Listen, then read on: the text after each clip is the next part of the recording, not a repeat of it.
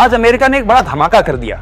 वो कह रहा है कि वो नाटो से बाहर आ रहा है। नाटो यानी नॉर्थ अटलांटिक ट्रीटी ऑर्गेनाइजेशन, ये अमेरिका, कनाडा और यूरोप के बहुत सारे देशों को मिला के जो टर्की तक है, आज इसके कुल 32 सदस्य हैं। वास्तव में कोल्ड वार के समय सोवियत रूस से लड़ने के लिए उन्होंने यह ट्रीटी बनाई थी।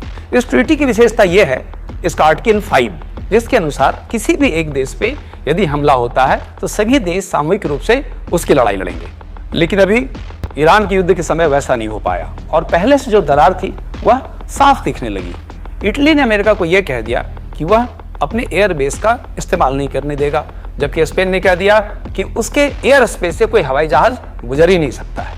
फिर बड़बोले ट्रंप का क्या था, उसने कह दिया नाटो कुछ नहीं, ये कागजी शेर है और इसमें बने रहने का कोई मतलब नहीं। और उसने तो यूरोप के देशों को यह भी कह दिया तुम्हें तेल लेना तो जाओ हॉर्मुज़ से खुद लेके आओ। वैसे भी यूएस कह चुका है कि 2-3 हफ्ते में अपने युद्ध समाप्त करेगा और इसकी संभावना साफ दिखने लगी है। 2 दिन से विश्व का शेयर बाजार उछल के ऊपर आया है। लेकिन अधमरा ईरान को छोड़ने के बाद क्या होगा?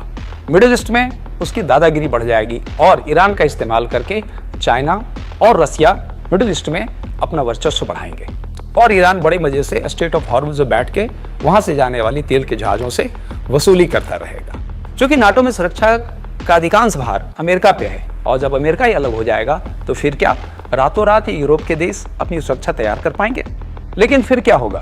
फिर वे रसिया और चाइना से अपनी दोस्ती बढ़ाएंगे और इस तरह विश्व में एक नया ब्लॉक तैयार होगा और इससे कई देशों के लिए विकास की नई संभावनाएं खुलेगी। अमेरिका की थोड़ी सी दादागिरी भी कम होगी और उनका एक्सपोर्ट और इकोनॉमी भी थोड़ा नीचे आएगा। बहुत साफ है, एक नए वर्ल्ड ऑर्डर की संभावना करवट लेने लगी है। आप भी अपनी राय कमेंट बॉक्स में जरूर लिखें।